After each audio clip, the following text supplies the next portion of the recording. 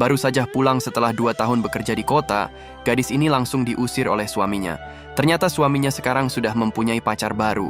Wanita itu adalah manajer sebuah perusahaan. Karena wanita itu lebih kaya, sementara istrinya orang miskin, dan pulang dari kota malah dalam keadaan cacat. Pria ini pun akhirnya memilih menceraikannya dan akan menikahi pacarnya yang adalah seorang manajer. Tanpa rasa iba sedikit pun, pria ini dan selingkuhannya mendorong kursi roda dan melemparkan semua barang-barangnya agar gadis itu segera pergi. Dengan perkataan penuh hinaan, pria itu pun memaksa istrinya untuk menandatangani surat perceraian yang sudah dia siapkan. Tapi sang istri yang tidak mau rumah tangganya hancur setelah lama bersama, mencoba terus mempertahankannya dan menolak menandatangani surat perceraian itu. Apa yang diharapkan dengan istri cacat sepertimu? Mengurus diri sendiri saja tidak becus. Bagaimana kamu bisa mengurus aku? Lihat pacarku yang sekarang. Dia seorang manajer, cantik dan kaya. Kamu tidak ada apa-apanya, ucap suaminya keras. Pria ini pun terus memaksa istrinya untuk menandatangani surat perceraian itu.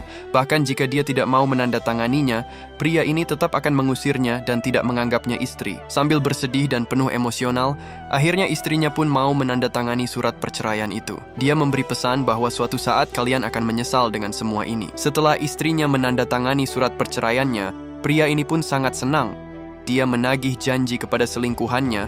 Kalau dia menceraikan istrinya, wanita itu berjanji akan memberikan apa yang dia minta dan akan menjamin hidupnya enak. Saat itu juga, selingkuhannya pun langsung mentransfer uang. Coba cek ponselmu, aku sudah mentransfer uang.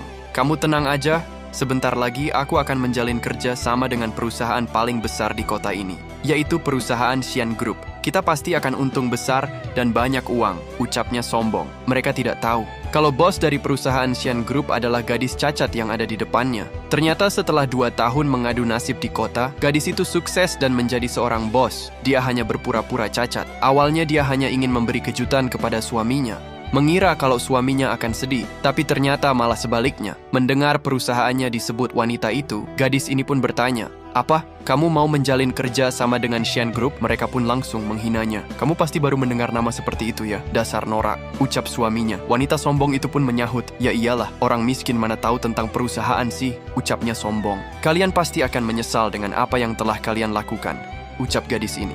Kemudian gadis ini pun segera menelpon sekretarisnya. Dia minta sekretarisnya untuk membawakan berkas perjanjian kerjasama dengan wanita itu, karena dia akan segera membatalkannya. Awalnya wanita itu pun menganggap kalau gadis ini sudah gila. Tapi setelah melihat sekretaris itu datang, mereka pun bengong dan sangat malu. Wanita itu pun segera pergi menghindar. Sementara pria ini benar-benar akan hancur. Tanpa banyak kata, gadis ini pun langsung mengusir pria brengsek itu dari rumahnya.